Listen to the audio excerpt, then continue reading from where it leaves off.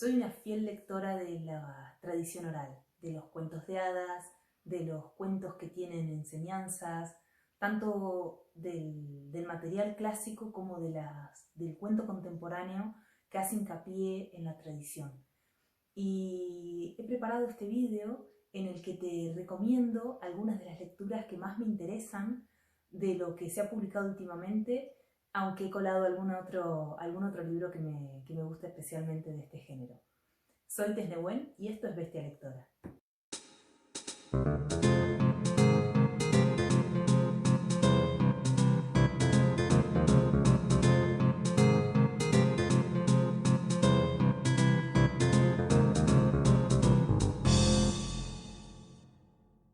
Antes de comenzar me gustaría aclarar qué entiendo yo por estilo de cuento tradicional, porque es verdad que para este tipo de cosas cada uno puede establecer sus propios criterios que no siempre coinciden.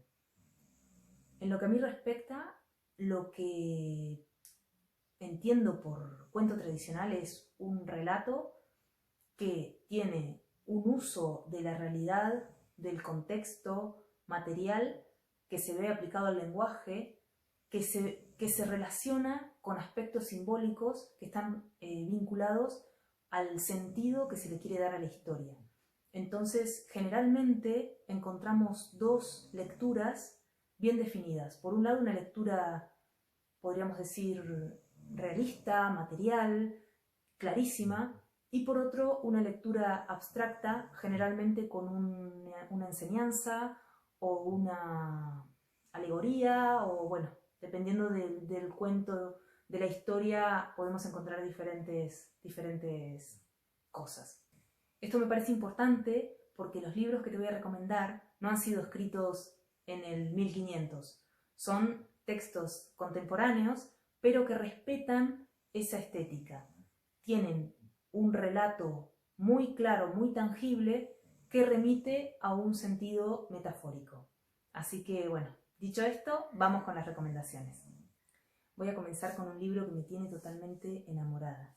Se trata de Ni en aquí ni en ningún otro lugar, de Patricia Esteban Herlés, que ha publicado Páginas de espuma. En cuanto al texto, tenemos un ritmo totalmente enfocado en emular de alguna manera el estilo del cuento tradicional, y también esto se ve reflejado en el lenguaje que se usa. Pero tenemos tanto historias que ocurren en la antigüedad como historias contemporáneas. Me ha gustado muchísimo en ese sentido, pero también me ha fascinado por la estética del libro como objeto. Trae unas ilustraciones maravillosas de Alejandra Costa que realmente son alucinantes. A ver si encuentro alguna otra. Esta me gusta muchísimo. Una de las características del estilo de Alejandra Costa para la ilustración de cuentos tradicionales es que usa pocos colores y colores muy contrastantes. Entonces, esto de alguna manera nos hace pensar en grabados antiguos y nos permite entrar en la atmósfera de los cuentos de una forma impresionante. Los ritos mudos de Nerea Pallares, que acaba de publicar la editorial In Limbo, es un libro que me ha sorprendido muchísimo. Es el primer libro de Nerea y tiene una profundidad y una consistencia realmente implacables. Viene con un prólogo muy lúcido de Valeria Correa Fis que nos permite entrar en la atmósfera de los cuentos y que me parece uno de los puntos claves para poder comprender el universo de Nerea. Entre las cosas más llamativas podría decir que me ha interesado mucho el trabajo de lo material, porque en todos los cuentos hay una violencia muy física que se transforma en un lenguaje simbólico. Y este juego entre lo físico y lo simbólico, entre lo material y lo abstracto, me parece que está muy pero muy bien logrado. Además que son cuentos con ritmos muy bien sostenidos y realmente por momentos te sientes un poco ahogada de vivir en ese universo. Así que te lo recomiendo mucho.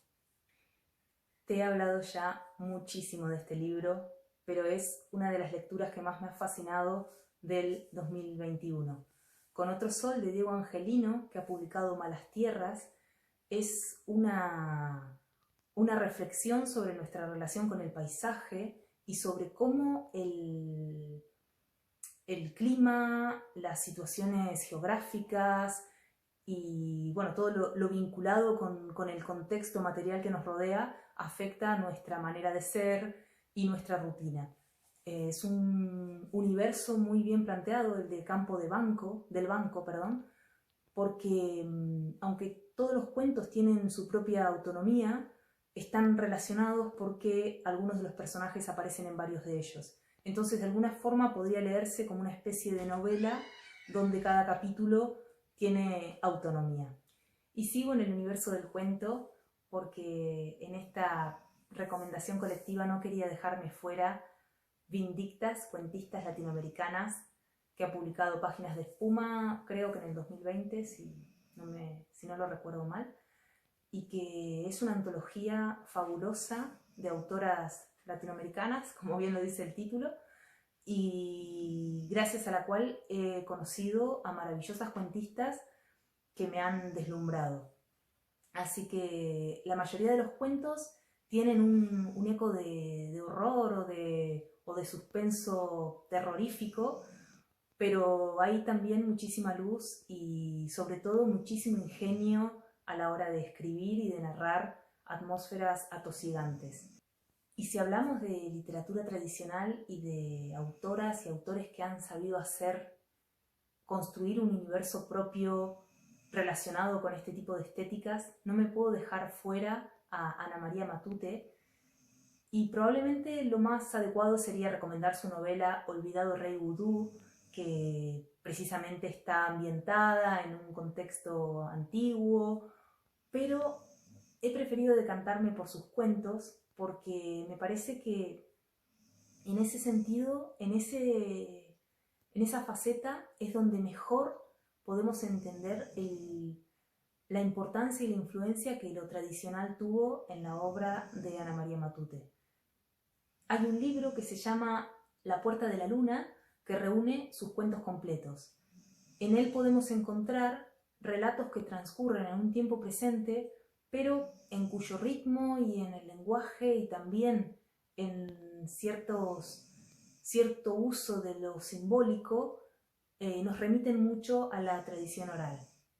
Así que me parece que si no has leído nada de Ana María Matute, esta puede ser una puerta, nunca mejor dicho, de entrada a su universo, porque estoy segura de que al leer este libro vas a querer saberlo todo de ella.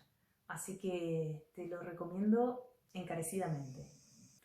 Y no me quiero dejar fuera tampoco a Antonia Rodríguez Almodóvar, que es para mí una eminencia en lo que respecta a la teoría tradicional, de la tradición oral quiero decir, que ha reflexionado mucho sobre el origen de la literatura, sobre el origen del cuento, y que además es un maravilloso cuentista. Ha escrito libros muy interesantes. Uno de mis favoritos se llama Cuentos al amor de la lumbre, donde reúne de alguna forma leyendas e historias de España, de Andalucía, desde una estética tradicional. Y la verdad es que es muy interesante, además son cuentos muy entretenidos y siempre respetan esa estructura del cuento tradicional de relacionar lo material con lo simbólico y de dejarnos algún tipo de mensaje o de enseñanza. Y voy a cerrar estas recomendaciones con un cuento infantil que me ha gustado muchísimo. Se llama El León de Candela. Su autora es María Castro y trae unas ilustraciones de Julieta Salcedo. Ha sido publicado por Silonia, que es un sello infantil vinculado a Tres Hermanas, que es una editorial de la que siempre te hablo porque me gusta muchísimo.